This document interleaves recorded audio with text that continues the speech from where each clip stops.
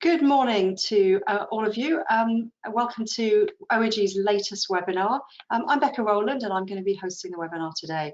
Our topic is realising potential. We're finally seeing some countries and some regions actually offer more air services than they were back in 2019.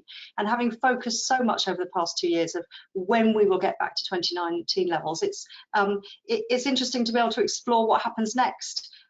Where do we go from here once recovery happens in some markets?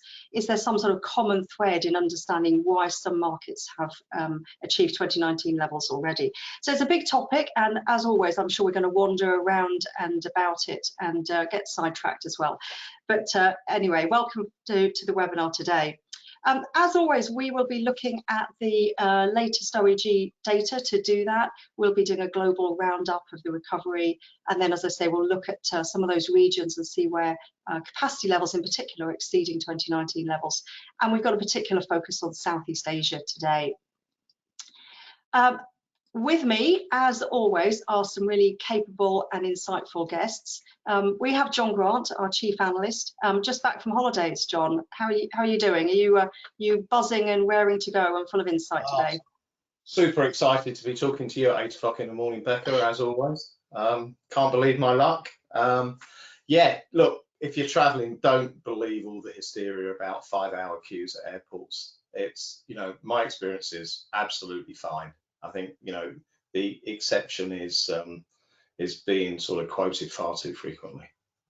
But you were saying that you were in the States, and the States was quite expensive. Are we going to start needing to look at exchange rates a bit more often? Yeah, I think, Becca, although, there's lots of optimism about what's happening in terms of capacity, I'm slightly concerned about all of the econometric type measurements and the indicators for the next 6 or 7 months, second half of the year. The airline industry is probably going to be in for a torrid back end of 2022 and early 23. Global demand, inflation, price of oil, scarcity of resources. We can talk about that later. But yeah, worrying times ahead. Oh gosh, like we haven't had enough already. We've also got with us today Hannah Pearson, who's the founding partner for Per Anderson. Welcome, Hannah. And you're a keen watcher of what happens in Southeast Asia, particularly with tourism, haven't you? And if anybody hasn't listened to your podcast, we do recommend that they add it to their playlist. So you're in Kuala Lumpur, Hannah. Is that feeling different now? Is it like the last 2 years have never happened? Now you're a bit more open? I wouldn't say quite like back to where we were 2 years ago, but if I look outside my window, I can see one of the big shopping malls here in KL, and certainly there's a lot of traffic going in and out of that. So everyone's wearing face masks, but in terms of day-to-day life, yeah, I think that we're getting back to normal. Certainly the traffic jams, anyhow. That's I was going to say that's good, but then you got the traffic jams in, so I guess that's not. And welcome, Brendan. Thanks for joining us again. I think it's your second outing on our webinars, and you're in Singapore, aren't you? Yeah, it's my third outing, and yeah, Singapore is doing quite well. I mean, pretty close back to normal. Not too many restrictions, and the airport is busy. Particularly these prior to the reopening of 2 of the terminals, traffic's at 50%. But most importantly, flights are full, which is we weren't seeing during the pandemic. We were seeing a lot of empty flights here, and in fact, the demand is above supply this month because of the holidays, and there's high airfares as a result, as you've probably been hearing. Yeah. Oh, well, thank you all for joining us, and let's move on. As always, do ask questions and we'll try and take them as we go. So just use the chat function to send your questions in, and we'll try and pick them up as we weave the answers into the conversation as far as we can. John, let's start at where we are currently with capacity. This is the chart we've been showing for the last few months. We've been running the webinar. It shows just where we are now. We've seen that blip come through. That's China capacity, and now we've got a steady summer ahead, but not at 2019 levels, obviously. No, just below the 100 million mark this week, 96.6. And if you peak around the next few weeks, then we break through the 100 million mark, although we will see some shakedown as we've seen throughout the whole of the 2022 really. So it's good. We had 1 million more seats come back into the Chinese domestic market this week, a bit more into Western Europe, bit of a slowdown in lower South America, which was all Brazilian related. But yeah, generally we're edging ever closer to that mark. And to Brendan's point, the indications are certainly on international services that load factors are higher than anyone would have anticipated and nearly back to pre-pandemic levels. So, there's a lot of activity and there's a lot of people out there traveling. And that's creating some of the issues we're going to face later in the year. We've got a surge of demand now, but those people are going to have to go back and pay their gas and electricity bills around most places in the next few months. So it's an interesting situation we face. And to what extent are we seeing high fares everywhere, or we know on some markets that there's fuel surcharges and there's higher fares, certainly in some places. Is that everywhere? I think so. I mean, I anecdotally looking at some fare quotes to the Middle East 6 months ago, the fares were like £300-400. They're now £900. And even North Atlantic, the new airline that is starting scheduled services from Oslo to New York and probably suspended them by the end of the year, they're charging nearly $1,000 for a round trip fare, London Gatwick JFK, once you add a bag in and a meal and seat assignment. So it's a very, very expensive time of year to travel. And airlines are not adding, or legacy airlines are not adding any capacity back in, particularly to their long haul services. So it's about yield maximization, $200 surcharges for fuel. It's a tough market. I would say that I agree with that in Asia particularly, but it's very short term. If you look at, after September, there's still a lot of good deals out there. Airlines are going to add back capacity eventually once they get through these current constraints, and demand looking forward later in the year, especially the off-peak periods, is actually very weak, and airlines are a bit concerned, what those months are going to look like, September, October, November. And so there are good deals out there. It's just the short term, and airlines can't add capacity because a lot of the airlines in Asia, they don't have the aircraft, they don't have the crew, they don't have the approvals to do it. A lot of the aircraft are still parked and waiting for parts, MRO constraints, all that kind of stuff. So you just have a huge short-term issue right now. So if you haven't booked your holidays early, you're basically screwed. But if you're very flexible and are willing to wait for the off-peak months, and especially if you're flexible in where you go, you can still get some great deals out there. And I think that's going to hold true until we get to the end of the year. And I think Brendan, that's... I was going to say, who knew this was the holiday advice show? But yeah, well, we can do it. We can all do it without Simon Calder.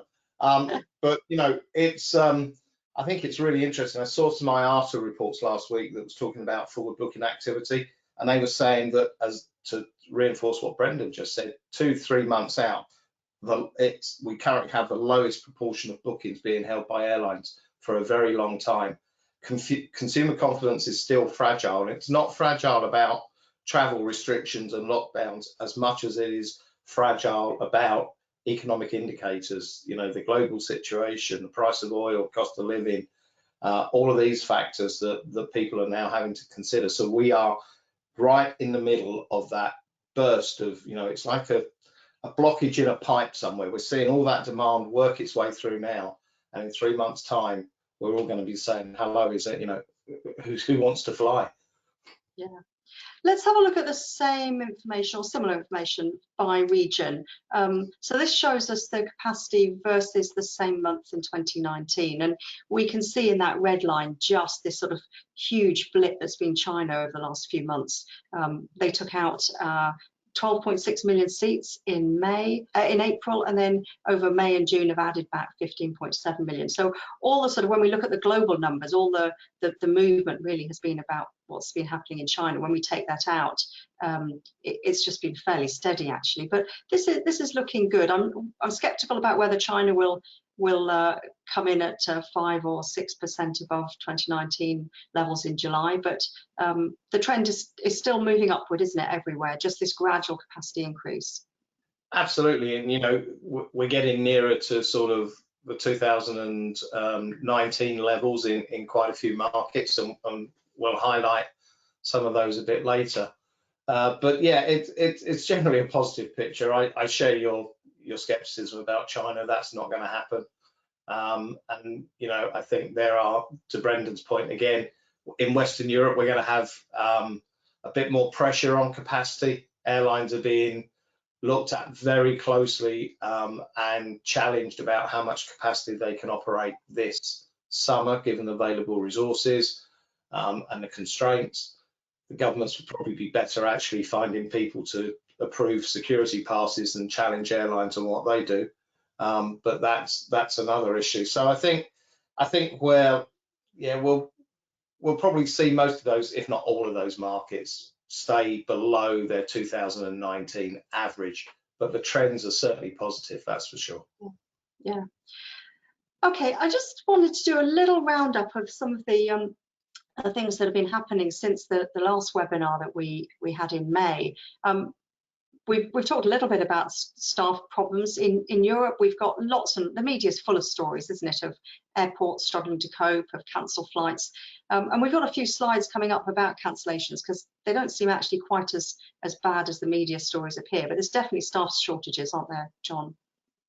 Yeah, there are. They estimate that there's 100,000 staff required in the United Kingdom to fill the travel and aviation supply chain, and that's everything from pilots through to ground handlers, people working in retail in airports, and it's a big gap. And a lot of this work we've always known is quite low paid. It's very unsocial in terms of the hours that you're required, and it's a great challenge, but it isn't helped. In the UK yesterday, some of the airlines were saying it's taking up 140 days to obtain a security clearance for an employee. Now, if you think about that, and when the UK and most European markets reopened, 140 days, that's about 4 months. And markets have truly only really been reopened about 3 months. So we just don't have people coming through to fill these gaps. But there's lots of challenges, lots of issues, and trust me, airlines want to be flying at the moment. There is money to be made at the moment. They don't want to be cancelling flights because they can't find staff. And when we look globally at this picture, there's lots of good news, isn't there? China's been easing the lockdowns domestically, certainly. Japan's reopened to some extent. The US has dropped requirements for testing. COVID deaths, when I look at them on a fairly regular basis, the lowest level since that second, third week of March when it all kicked off in 2020. So there are lots of positives, but then in this background of high fuel prices, rising inflation, energy prices putting pressure on disposable incomes. Hannah, in Southeast Asia, you've obviously the last couple of months seen big reopenings.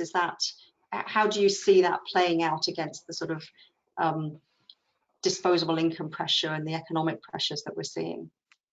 Yeah, I mean, I think it's quite similar to what John and Brendan were saying. I do think right now we are seeing this pent-up demand, and certainly, out of markets like Singapore, OTAs and airlines have reported, very healthy increases in terms of searches and bookings. But, cost of living is increasing here too. Inflation is rising here too. And how long this kind of pent-up demand is going to last, that's the question. So, we are seeing inbound into the region really not as fast or as strongly, I don't think, as a lot of governments had hoped. But there are still various restrictions going around as well. There are still hoops to jump through. It is not a case of being able to just turn up like you did before. There are forms you've got to fill in online, or you've got to have insurance requirements as well. So there are definitely still blockers here. But, in terms of reopening, at least we could now say, I think all countries in Southeast Asia are reopened, just with terms and conditions applying. Yeah, great. And John, we've just seen a week or so back Comair grounded. Is this the sort of, we've talked over the last 2 years on these webinars about, are we going to see more airlines fail? Is this we're at a tipping point now where we will see more? Is this a particularly Comair situation? Well, I think we are, sadly. You know, all of that state aid, support, financing, etc., and the realization this was a global pandemic and everyone was in the same boat, you know, prevented airlines, I think, from failing. I think now there are multiple boats and some are stronger than others, and we will begin to see some failures, particularly if corporate demand doesn't pick up in Q3 and Q4, you know, and we see the elasticity of pricing break demand, then it's likely that we will see some carriers go. There's very few airlines who will have good fuel hedges or will be hedging further out because they can't afford to.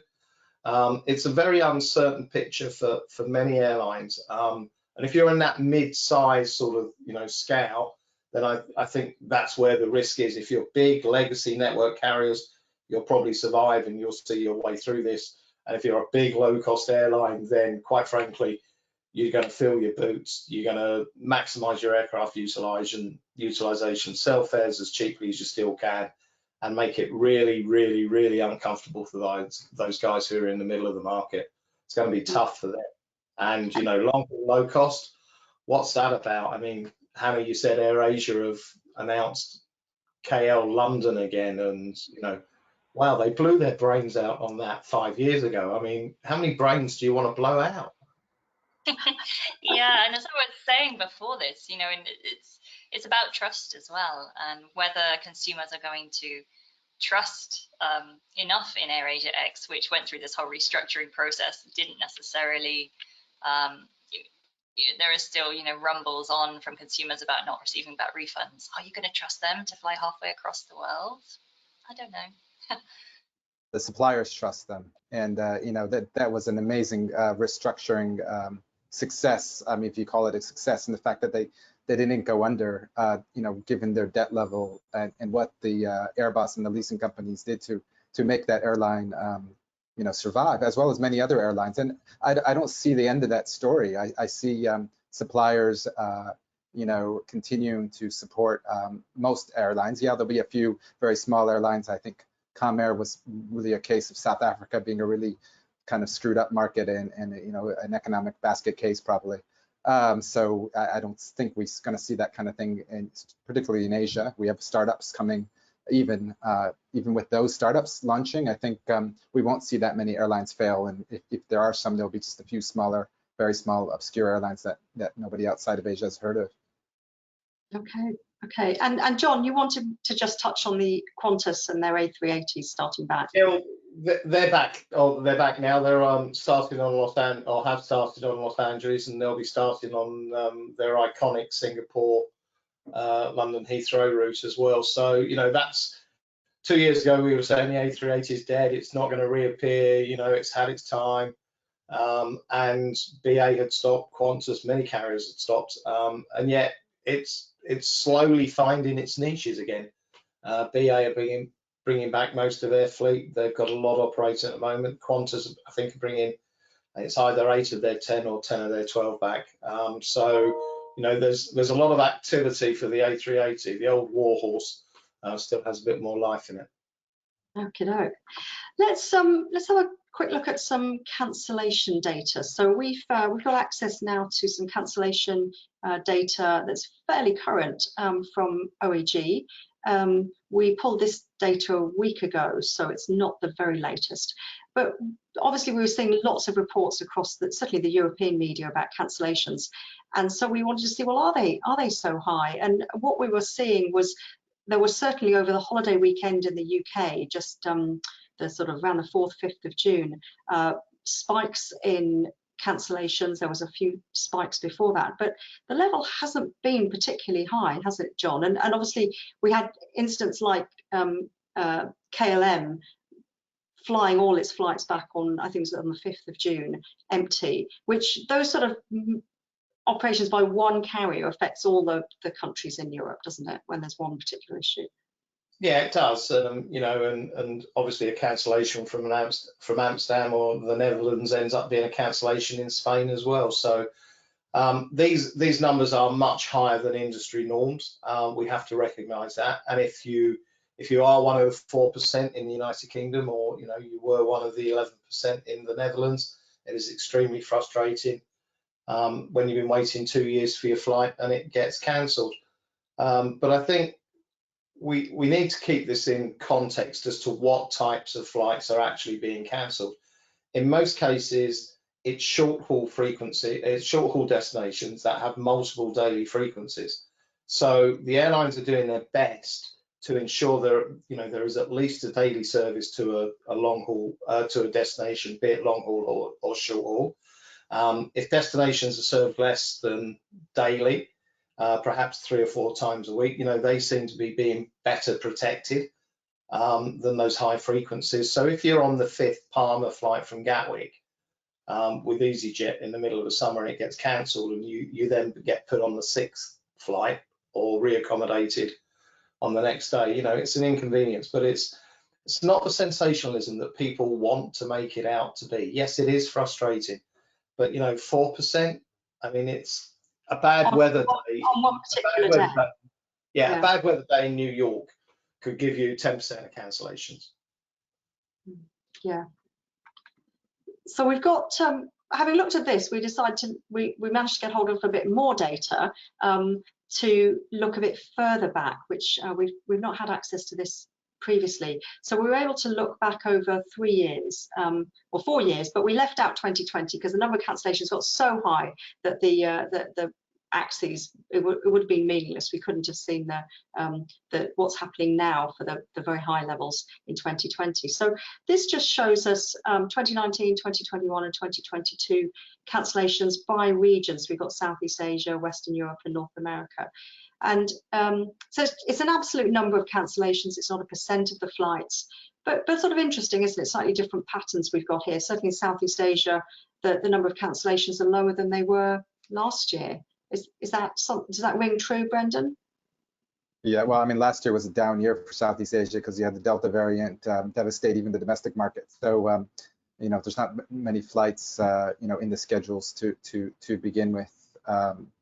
In those flights that were remaining in the schedule, I guess some of them got canceled, like the shorter term cancellations. So I would look at compared to 2019, and cancellation rates are higher than 2019, although Southeast Asia, still at 30% international and 80% domestic levels. So we have a higher rate of cancellations than 2019. So that's, I guess, not that great. But compared to Europe, of course, we don't have this kind of issue as much. I think that they've been managing the manpower issues differently here. So you have a lot of airlines that haven't been approved to add flights in particular markets that are of concern from a manpower perspective to avoid, service levels, degrading. So, and then you don't need a cancellation because, airlines haven't been approved to add flights, or airlines haven't been scheduled additional flights because they have manpower issues themselves or aircraft issues themselves in getting grounded aircraft back in the air. So it probably doesn't filter into kind of the last second cancellations that you see in Europe because they've managed the situation a lot differently, probably a lot worse than they have in Asia. Yeah, I mean, that's one of the things we've seen all the way through this, isn't it? That different governments are managing the situation in quite different ways with different impacts, aren't there? So, Becca, one of the things that strikes me is this time last year, I remember the Association of Airlines in Australia writing to the Australian government saying we need 6 months notice to be able to operate a full program of flights, because firstly we need to find the people to fly them, then we got to retrain them, then we got to get security clearances, then we got to get the airport infrastructures up and running again, etc., etc. And that 6 months, everyone went, wow, is that really required? And the answer is yes. It's been proven that is the type of timescales to ramp up back to a full operation. So those authorities who thought that they would win consumer votes by reopening and just allowing the market to be flooded with capacity once again, actually perhaps didn't realize what they were doing, and it would have been better to have a controlled recovery, which is, I guess, what Brendan's alluding to in Southeast Asia. Whether it was deliberate or not, you know, it's been a much better and a more controlled reopening of the skies. And, Yeah, and I we've mean, got a question in quickly. from Jay. Why does it take 140 days to get somebody approved for security? Is that standard everywhere? That's because it takes 139 days to get the civil servant to come in from his house to go into his office and do the necessary paperwork. You said it. It's not just security. A lot of the pinch point is ground handling, and you know, even though these are, you think, you know, they can find people and train them, it takes time. Even if there is available people, and in Asia often there is, unlike in say the UK, there is available people, but you have to often, you know, bring them in from other countries in the region. You have to train them, and then once they're trained, they have a much less efficient level of productivity than somebody who's been doing the job for years. So you have, you know, a relatively high number of junior people, which, you know, makes it situation even more difficult. And that's once you get them going. And in Southeast Asia, the borders just swung open very quickly. And you know, and we had a lot of pent-up demand come in. It didn't go to like 80% like it did in Europe, but it did go, you know, to 50% or you know, depending on the market. And that's a significant amount, particularly, you know, for those you know, ground handling companies and those airports that weren't ready for that so quickly. And now they have to train, so it's going to take a few months to get that supply back up. So basically, some countries are managing it so that they artificially limit the supply until the manpower issue is resolved. Then, of course, the question is, you know, what will demand look like then? We'll be able to increase supply, but because of economic issues, demand might have an issue. So I think we had a demand issue for 2 years. We have a supply issue now, and we'll probably have a demand issue again in a couple of months. So I think, you know, Hannah, you've got particular expertise in the tourism area. Are we seeing the same issues in tourism, or is this, you know, we get a lot of stories about airports and flights, but what about hotels and the rest of the tourism infrastructure? Are they grappling with the same issues of manpower? Yeah, absolutely. I think that is one of the biggest issues facing hospitality industry in Southeast Asia right now, from Singapore to Malaysia to Thailand to Vietnam.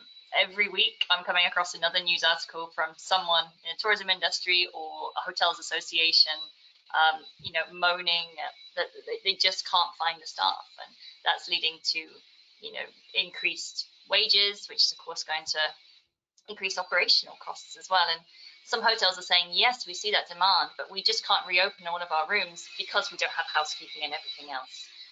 So it's exactly the same kind of situation. And I think one of the things about the aviation industry that we forget naively is that actually a tug driver may just appear to someone who's sitting on an aircraft as a tug driver, but it is actually quite a skilled job, you know, and you need to be trained for it. And the consequences of not being trained or not putting the right tow bar on the right aircraft can be catastrophic. So there's a lot of training to get these people back airside, and it doesn't matter if you're, you know, a retail agent for a duty-free shop, or you are a check-in agent, or you're an air traffic controller. You still need to have the same security clearance. Yeah, okay. I've just put up a slide with same sort of data, but for some airlines, but it is showing a similar sort of picture to what we saw by country. Let's have a look at airline performance. Since we last did a webinar, we've had a number of financial results in from airlines. So I've listed some of the big airlines here that have published their results for Q1. On the whole, there's losses, which I guess is what we would expect. Most of them are saying Q2 is going to be profitable, which is interesting. I thought Delta in particular had a really interesting statement where when it comes to their corporate sales, they're saying in March the domestic corporate sales were 70% of 2019 levels, but their premium domestic cabin revenue actually was up at 2019 levels. We've been talking about this for a while, haven't we, John, that what Delta's been doing with its premium cabin and actually winning over those non-corporate travellers, the premium leisure travellers, and doing that very successfully. This seems to be evidence of that, doesn't it? It does, and I think, you know, they would hope that's going to continue given where the corporate market is at the moment. I think there is a rapid, I've never seen the tide turn so quickly as it has in probably the last 4 or 5 weeks. about airline sentiment and profitability for the next quarter, or indeed the next 2 quarters. You know, it's almost got out of control in terms of events conspiring against what everyone hoped was going to be a really good and profitable second half of the year. And their Q2 performances would have been very good because, you know, they'd already got the pent-up demand bookings they were in, and they're now trying to squeeze the last few seats for a few months in the summer with some very expensive airfares and fuel surcharges. But as we've already said, come September, at the moment, these airlines could be staring into an abyss of no demand whatsoever, and they're going to have to work really hard to stimulate it. It was possible to stimulate when the price of fuel was low and the cost of inflation and all those pressures weren't bearing on them, but you know, it's going to be harder now. Some of these airlines are under pressure from their workforces who are threatening, you know, strike action. British Airways have got issues, Ryanair have got issues, other carriers in Europe will have issues, because the feeling is, you know, staff want to see improvements in their T's and C's just when the airlines are not in a position to really be offering them. It's going to be very hard. I mean, in Asia, it's, you know, it's a little bit different because first quarter, you know, was still a down quarter. We had domestic recovery, but we didn't have international recovery yet. Second quarter looking a lot better, but still we have a long way to go here because of the exposure to China, and we don't have the international traffic levels, you know, nearly at what we see in Europe or North America.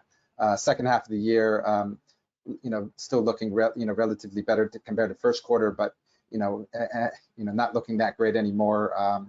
You know, given the current demand situation might kind of wane by then, although there's still a lot of uncertainty. Most airlines in this region are not really providing forecasts still, like they weren't during the pandemic, but they haven't started yet because there's still so much uncertainty out there in the market. So it's kind of hard to predict, but certainly not an overall return to profitability was expected anyway in Asia. There would be a few airlines that are heavy on cargo that might be able to, but generally speaking, we weren't seeing the return to profitability like we were in Europe or North America anyway. And cargo's interesting because, you know, for the last 2.5 years, it's saved or at least supported many of the major carriers. The April IATA cargo volumes are actually down on previous years and down against 2019 levels, unless you're in Latin America. So, you know, the cargo market is reflecting the global economic position. It's slowing down. Rates are beginning to fall a bit. There isn't so much demand for PPE equipment coming out of China, which, you know, was a major source of revenue for airlines. That market's going to return to its normal sort of size in the next couple of months, I suspect. I think that's really, I know that cargo is always, I've always viewed cargo as a sort of forward indicator, really. You know, if you see what's happening with cargo, that the rest of the market sort of follows. It tells us what's happening with the economy at quite an early stage. So I think watching those cargo numbers is going to be quite important over the next few months. Brendan, you were going to say something. Yeah, I was just pointing out in belly capacity is coming back, particularly in the transatlantic, and that's impacting cargo yields in some markets. And to some extent, Asia, we see more, you know, more long haul flights, more wide body capacity coming back. The April figures, you know, were a lot of that was impacted by the China lockdown and the bottleneck in Shanghai. You know, so some of that, but some of that is related to that specifically. But there is a general downturn compared to the highs we saw, you know, in the fourth quarter of last year, for example. We're not going to see that kind of quarter again, I don't think, in cargo, but it's a lot of unknowns out there, including with cargo. I would say, you know, it will remain relatively strong, but you know, not as strong as we've seen during the pandemic, and you know, that's obviously a concern because airlines are relying heavily on cargo, particularly in this part of the world. Yeah. So Brendan, you mentioned China a moment ago. Let's have a look at China. This chart, we show this most times, or have done recently, just showing how week by week what's in the Chinese schedule changes, and you know, they tend to manage the capacity just a week or two out, and so all through the spring, through April, May, June, we've seen it much lower than, you know, it was looking like it would be just couple of weeks beforehand, but it's finally returning. We've had some interesting announcements in China the last few weeks. On the 25th of May, there was a speech where the Premier did recognise the loss of international air services, and I guess driven by concern that the economic growth isn't there and they're not going to meet their 5.5% growth targets for the year. And so there's been a stimulus package for Chinese aviation, but still no real signs of when it's going to open. We're still looking at 2023, I think, aren't we? Is that the consensus in Southeast Asia? I mean, definitely the 2023 is what most people expect, but when in 2023 is still a guess. Early in the year, mid-year, there's so much uncertainty, and it's important because Southeast Asia is very heavily reliant on China aviation. 10 to 20% is China tourism in particular, because it's mainly an inbound market. It's even higher reliance than aviation actually, and until China comes back, you can't have a full recovery. You can potentially have a full recovery in other regions, but you can't in Southeast Asia because China's just too big. You can backfill it a bit with India and regional Southeast Asia and other areas, but you're never going to fill the void that China leaves. And so it's everybody wants to know when it's going to come back or how fast it comes back, because it comes back very fast, like we've seen in other markets. And you have resources, manpower issues as well. Like if China did open today, by the way, there'd be no capacity for China because there's no manpower, there's no available aircraft. So it's almost like a good thing right now that China's not back. But but hopefully it would be great if it came back, say, in the off season, October, November, because then you probably have the capacity. But of course, that's not going to happen. It'll be sometime next year at an unknown date in an unknown market condition globally. And of course, China we've talked about this before, don't have quite the same staffing issues that the rest of us do, because they haven't laid people off, have they? They've kept the workforce on the whole. So our understanding is that from the Chinese airline point of view, they can manage the flights, but actually it's probably more of a healthcare issue that they don't want to open rapidly. They want to see how the healthcare manages. Yeah, I mean, obviously, Becca, the big upside of China reopening is within Southeast Asia and Northeast Asia. That's where the huge volumes are. But even if China does reopen and it opens to all markets, there's a major problem for anyone to operate, or any European airline to operate at the moment from Europe to China, which is overflying Russian airspace, and that doesn't look like that's going to change very quickly. And alternate routings with the price of fuel are prohibitive. Corporate demand isn't there. Europe isn't, from a European perspective, inbound to China, a large leisure market. It's mainly corporate demand. You can see a scenario playing out where Chinese airlines are the dominant carriers between China and Europe. And, apart from Lufthansa operating and KLM operating to Beijing and Shanghai, all of those secondary cities that were once served to Western Europe would be in the hands of the Chinese airlines. And that's what we're seeing with Australia the last few years, isn't it? The bulk of the China-Australia capacity has been with Chinese airlines, isn't it? So yeah, we know from some stuff we've done and some conferences we've been to in China, Chinese carriers are about 30% of the operating cost of a legacy airline network carrier from Southeast Asia or Western Europe. And with the price of fuel where it is at the moment, being able to operate with crews of 30% of the normal cost, that's something that's going to make a difference. And they have the brands in China. You got to realize most of the market is outbound China, and they have the point of sale China strength. They have the feed, they have the network with agents and those group packages. They just foreign airlines always have struggled in China, have had a smaller share of the market, but some LCCs from Southeast Asia have had some success, the ones with a lower cost structure. But that's more about the FIT segment, which is growing, but a lot of the market was dominated by the Chinese carriers. Yeah. Okay, let's move on and look at some of those regions I mentioned at the beginning where we are seeing recovery. Now, IATA categorizes the whole world into 17 different regions, which are shown here. And we have 4 of those, Central Western Africa, Central Asia, Upper South America, and Central America, where capacity, so this is domestic and international, is now running ahead of where it was for the same period in 2019.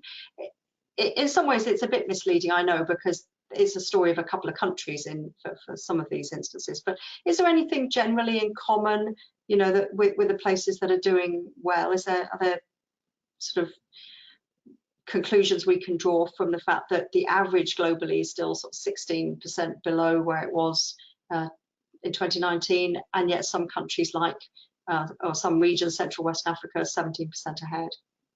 I'm not sure there's a great deal we can conclude. These 4 regions are also 4 of the smallest regions in the world. So, small numbers, big percentage differences and all those sort of things.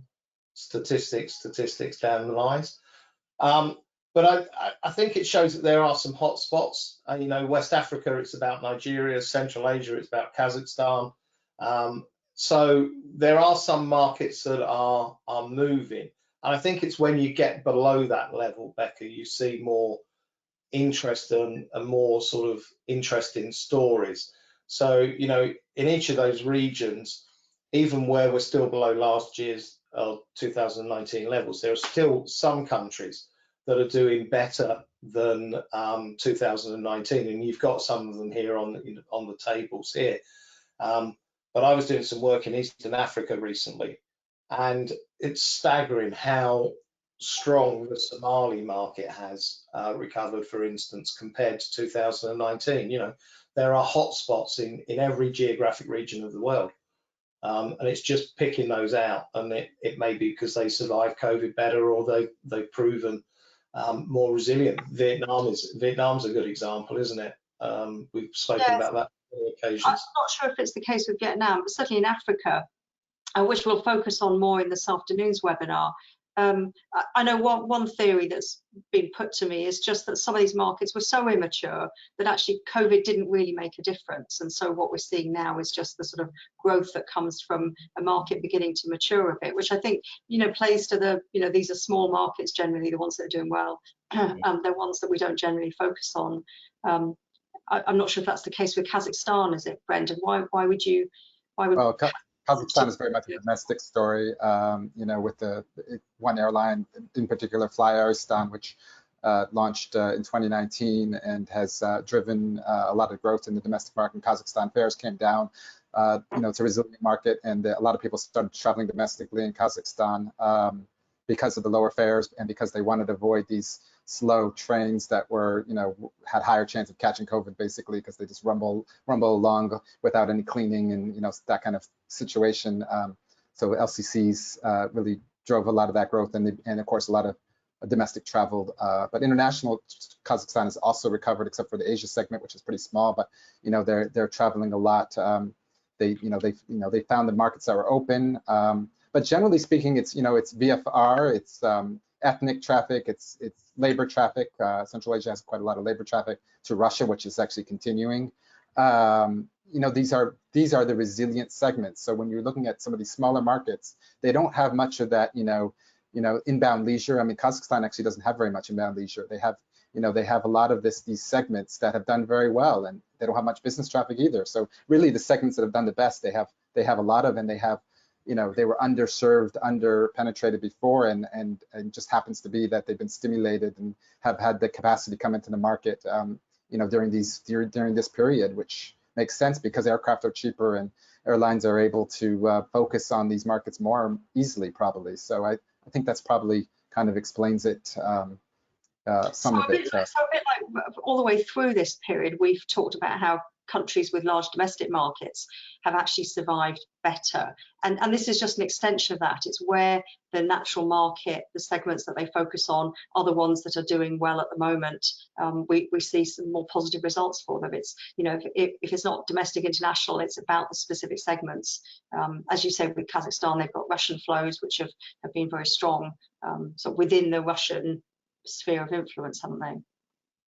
Yeah, I mean, Air Astana can't fly to Russia, so they've been impacted. But other airlines from Kazakhstan are still flying to Russia, and the airlines from the other Central Asian countries, very small countries, but are reliant mainly on Russia. So the other 4 Central Asian countries, they have very little domestic market, but they have very high concentration of Russia in their international, and that continues. Some of these countries still even have Russian carrier service, and because they're not, they don't have a risk of repossession because they're friendly to Russia. and some of these countries have had an increase in international because Russians are going via these countries to get other places. So we have a lot of weird things going on at the moment, which explaining this very small markets, but on very small basis. In the big scheme of things, these are small, little interesting things. Yeah. Okay. India, we're going to talk about in a little bit, aren't we, Hannah? But the other markets here, the large ones we're seeing, India, in Southeast Asia, Indonesia, Vietnam, China, obviously in Northeast Asia. These are all places with large domestic markets as well, aren't they? Are those domestic markets going to carry on in the same way once we come through this period? Is that we're just going to add international, or is the domestic market a temporary phenomenon while there isn't international travel?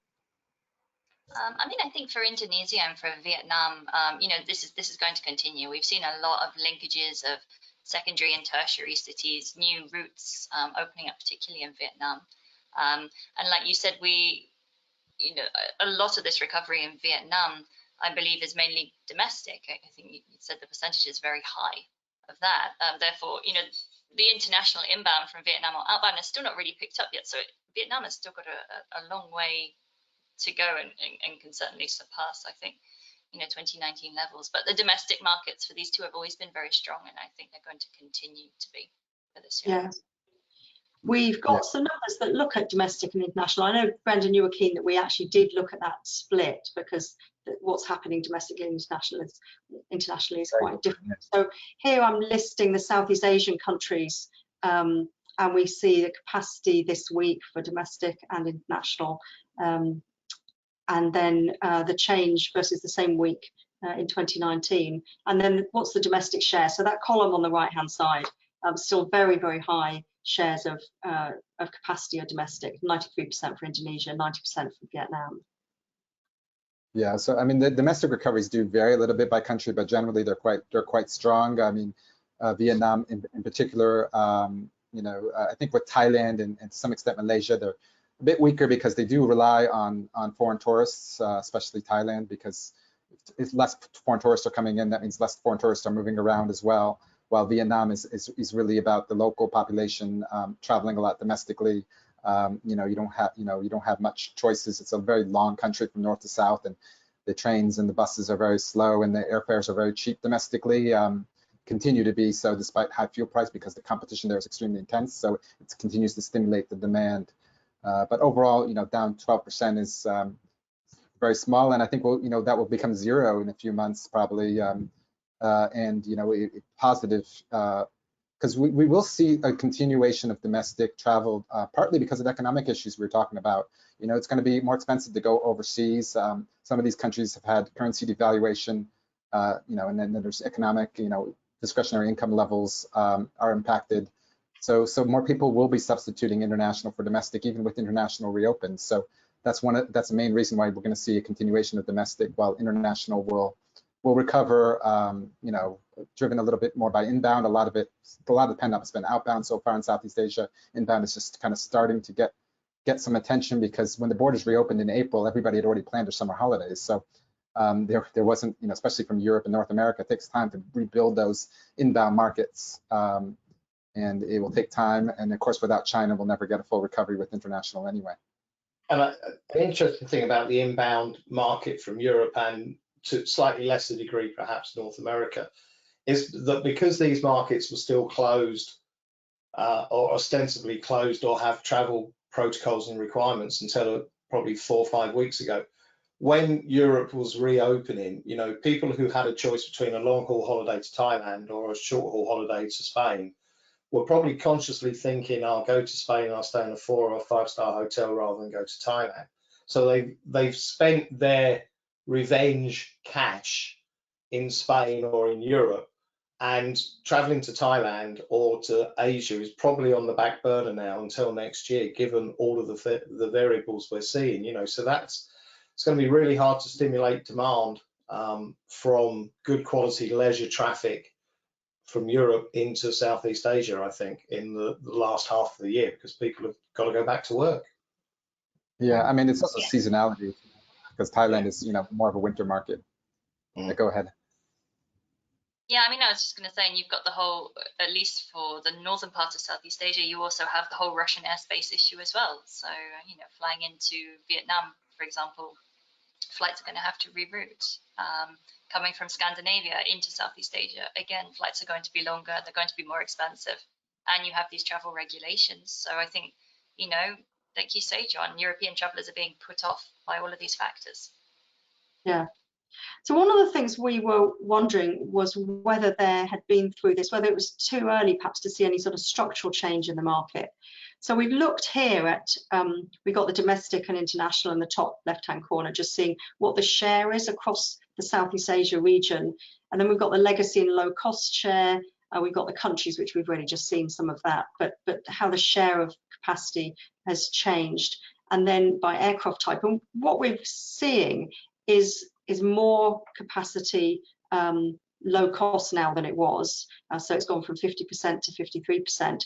We're seeing more capacity on A320 type aircraft, 737s, and newer aircraft, basically less capacity on some of these older aircraft types. I guess those are all movements we would expect to see, aren't they, John, and trends that we would expect to see continue, obviously with the very high level of traffic of capacity that's domestic still, because we're still looking at capacity here, but traffic follows to some extent.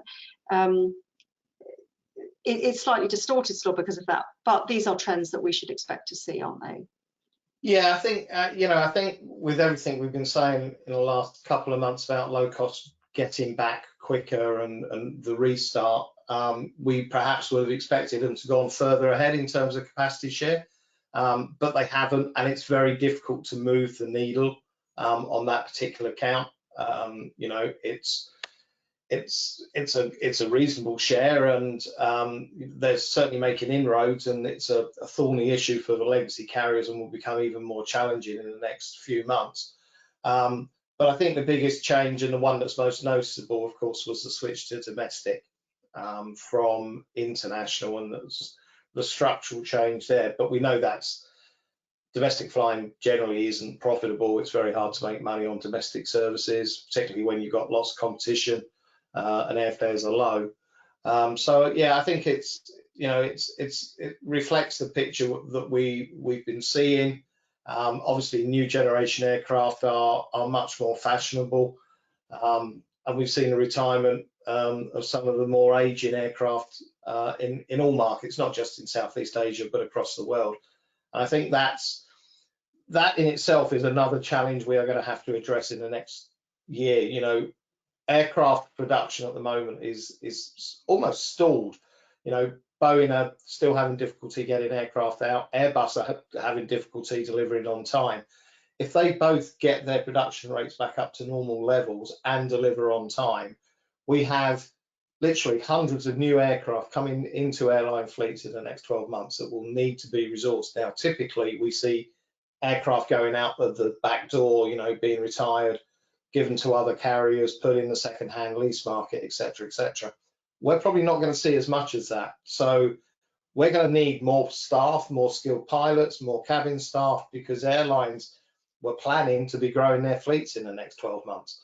And some of them are committed to doing that. Ryanair have 52 aircraft to be delivered next year, one a week.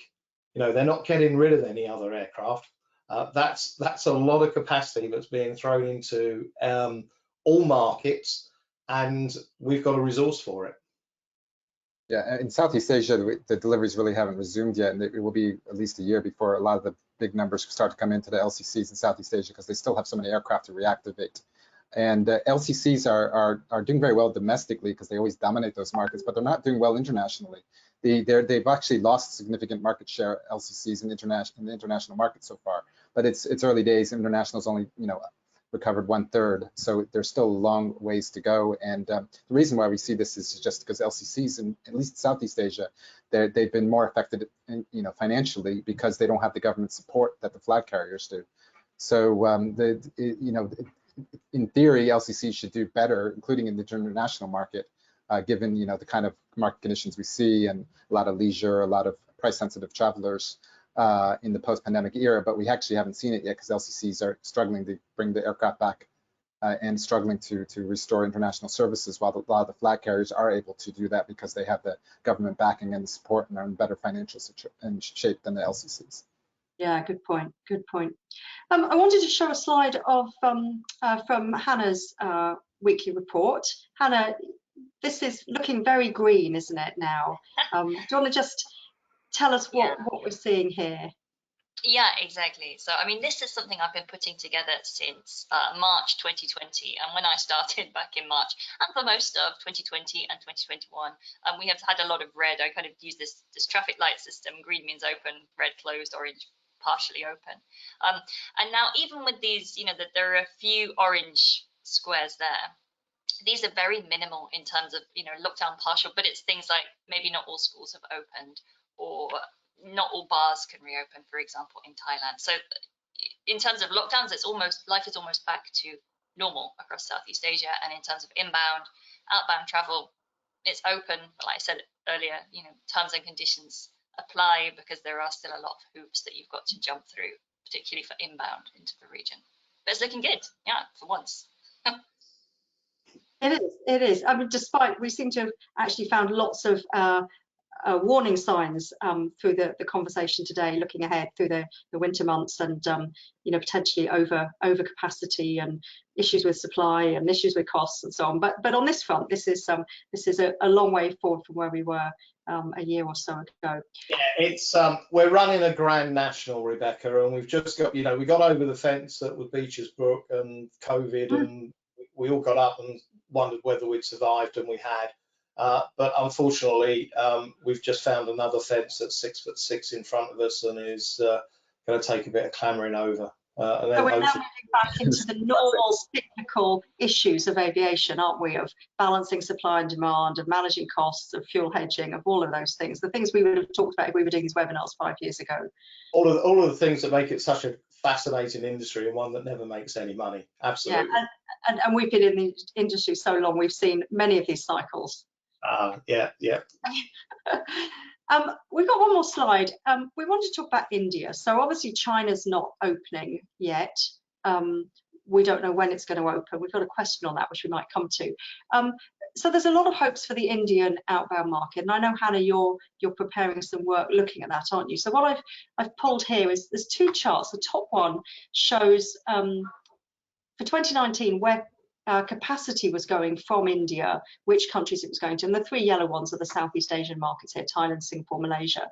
So they feature quite highly in terms of capacity to and from India.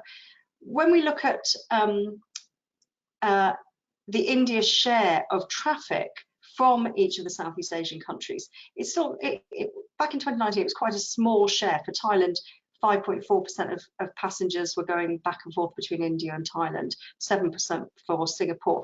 How much scope is there for these Southeast Asian countries to really win more Indian travelers and to try and expand that market? Yeah, I mean, that's the question. And I think tourism boards certainly in the region are being really hopeful.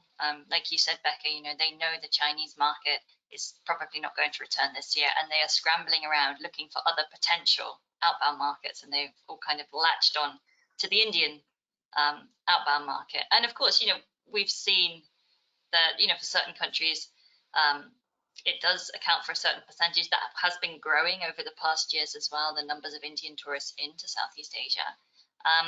But it takes time to get into a market, and I don't think you can expect to suddenly see those results this year. You've got to put resources into it. You've got to educate the market about it, and to kind of have this naive hope that you'll do one road show, say, hey, we're going to target the Indian market, and they're all going to come.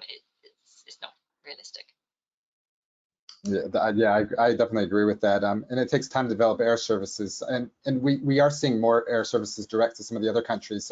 There are some examples like Phu Quoc getting direct air service to India, for example.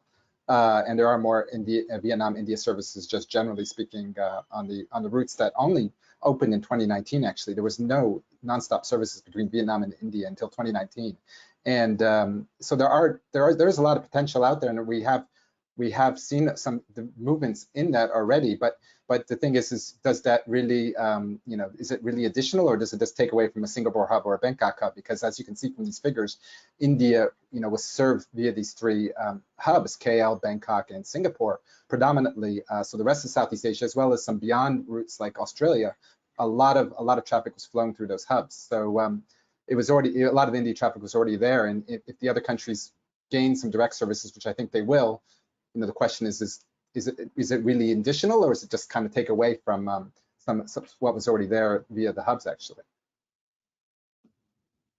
John, did you have anything you want to add on India? No, I think it's a fascinating market. Is India the new China? I mean, we've discussed it before, haven't we? And said that you know it's been very resilient. It's growing well. It will have growing pains, but I think it's, you know, it's got a great future. I also sit here and think, you know, it's easy to get caught up in all of these economic downturns, but we are in a at least we're operating as an industry, and that's got to be positive compared to 2 years ago. There are success stories out there. There are opportunities. You know, airlines are finally trading. Markets are recovering. We will get through this. We've been here before. And I was just pondering, we haven't even discussed what's happening in Saudi Arabia at the moment and all of the exciting things that are happening there. And the Saudi government's, you know, brazen statement that they're going to pay airlines to fly there to support their desire to be a global hub. It's going to be a really fascinating couple of years, you know, with lots of twists and turns, but let's not beat ourselves up too much. We will get over that final fence and be on the home straight and make some profits at some time in the future. Yeah, thank you very much. I'm glad we mentioned Saudi. We've also had a few questions about Australia and New Zealand, and I'm aware we've not talked about them at all today, but we do give them quite a bit of coverage in these webinars. So thank you very much. I think we're at time now, so we'll wrap up there. Thank you all three of you very much indeed for all your thoughts and insights. We will be back on Wednesday, the 13th of July, and yeah, I think we're going to have a bit of a look at India then. We've got one guest speaker lined up for sure, talking about India. So he's been listening to this, Becca, so he should be well versed in what he needs to do. Julian, be ready. Good to see you there, Julian. Okay, thanks very much, everyone. Thank you, Brendan, Hannah, and John, as always, for your insights. And we'll see you in a month's time. Bye then. Bye.